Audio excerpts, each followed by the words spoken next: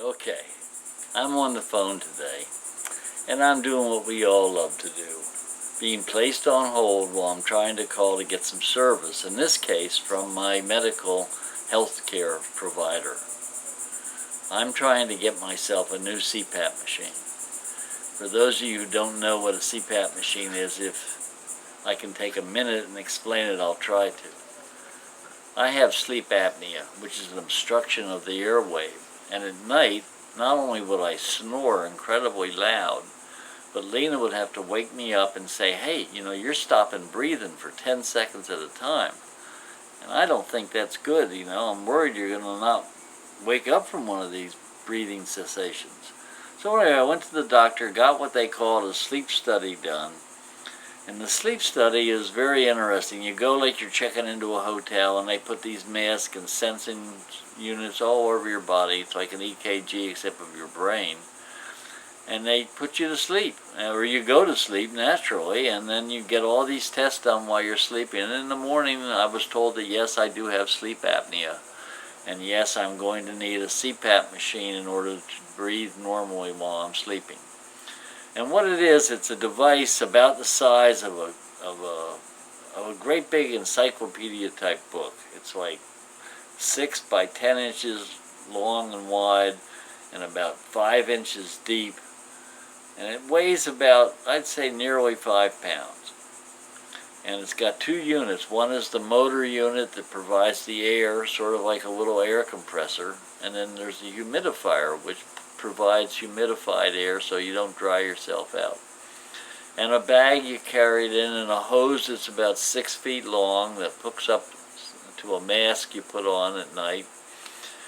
And it's effective. It works. I don't snore when I'm wearing it, and I also breathe all through the night. So it's really good, but to travel with it's really a pain. You get to the airport and TSA wants you to take the motor part out of the carry-on bag, and I like to carry it on. I don't like to put something in my baggage that I can't do without. So that falls into the category of can't do without, because I don't want to be in a motel room somewhere and die because I didn't breathe for 15 seconds or something like that. So anyway, having traveled with this large CPAP machine for 3 years now, I'm tired of it. And I got my doctor to approve and my insurance company approved me for a travel CPAP. The problem is you've got to get the provider to provide the part that's already approved. So I call up, we won't use any names here, but we call up my medical provider of durable medical equipment, DME. And I say to the person who answers the phone, could you please connect me with someone who can facilitate my getting my already approved, doctor prescribed, insurance okayed DME CPAP. And she goes, well, sir, I'm going to have to put you on hold while I connect you with a department. Well, I'm not expecting that, so okay, we get put on hold. The next thing you know, out of my phone comes this almost like a piano player on methamphetamine, playing only in the upper octaves, an incredibly versatile, chops-filled performance of high-intensity, very high-frequency piano playing. And it just goes on and on. It's like the guy is a maniac on meth, and he's going wild on his keyboard. He's got chops, whoever it is, the guy has got incredible chops. But after about a minute or two, you're kind of ready for something a little more mellow. Well, this went on for 45 minutes for me. And I keep getting this announcement that would come in like every 15 seconds. You are now third in line for your phone call. We appreciate your business, so please hold on. And it's back to maniac guy on the keyboard. So, I'm now looking at my clock, my watch, shouldn't call it a clock. 45 minutes are about to go by. And the next thing you know, another voice comes on the phone. And she says, could Could you please tell me why you're calling? So I have to go through the whole entire pitch again. You guys, anybody out there that's done this knows, so I won't bore you with it. So now I'm back on hold again with Maniac Piano Player, waiting for another department to answer. When they finally do, I'm told that I need to have the results of the sleep study. Well, they've got to be on file, I tell her, because I wouldn't have gotten the original CPAP if they weren't already on file. So please go to your records and check your records and see if somewhere in your records you don't have my sleep study. So anyway, this is my gripe for today. It's this on-hold culture we live in, and maybe even more important, I could hold on.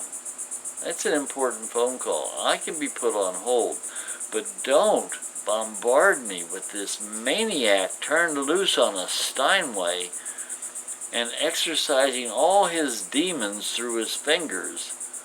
And whoever the manager was that selected this music for being the music on hold, and by the way, when I had my recording studio in Baltimore, we used to provide music on hold, they call it, where you'd make theme music up that you would supply to people, offices, medical offices, business offices, to put on their phone system or in their waiting rooms. And it was very easy to create any kind of a mood in the studio. You could be frantic, you could be mellow, you could be even thoughtful. But why some upper management person would think that it's a good idea that when somebody who's already stressed out, because they wouldn't be calling a medical provider if there wasn't some level of stress involved, and having to hear this incredibly supercharged individual doing what amounts to calisthenics on the keyboard. Now, at the end of the day, we've got a lot of gripes. But what my biggest gripe is about all of this is when I was a kid, we were fed constant propaganda about why communism would fail. You know, capitalism is always going to win this battle because capitalism provides incentive for people to do better, to excel, to create, to make something better, because you will be rewarded if you do make things better or create. And I think it's right. I do believe that capitalism is a far better system. Communism imploded and collapsed of its own weight because there was no incentive. There was just this giant middle where there was no bottom and no top. Everything was like a flat line in the middle.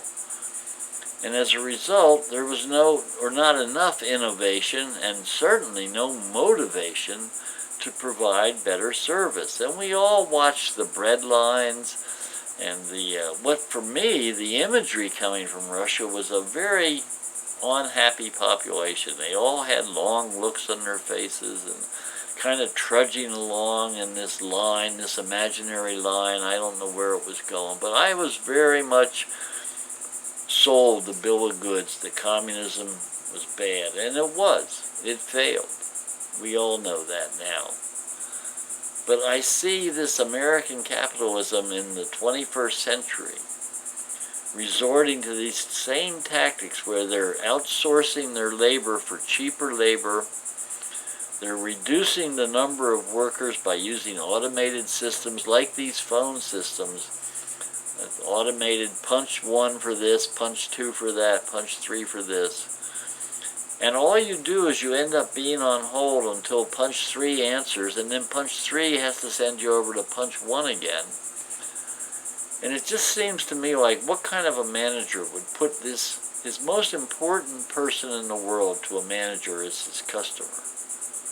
Why would that manager want to antagonize his customers by putting on this music, if you want to call it that the customer has to listen to? Because if he doesn't, and the person answers the phone and gets no response, they're going to go on to the next caller.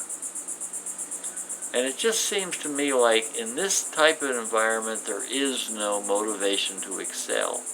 Managers just open a yellow page book, look for music on hold, punch their finger on a phone number, call it up, probably don't even listen it or monitor it, get the cheapest price they can get and put it on their music on hold, thinking that ain't that important. Well, let me tell you something, Buster, it is that important. We don't like to be treated as though we're just another number. Please, managers out there, try to remember that the basic rule of capitalism is that the customer is the most important person you deal with.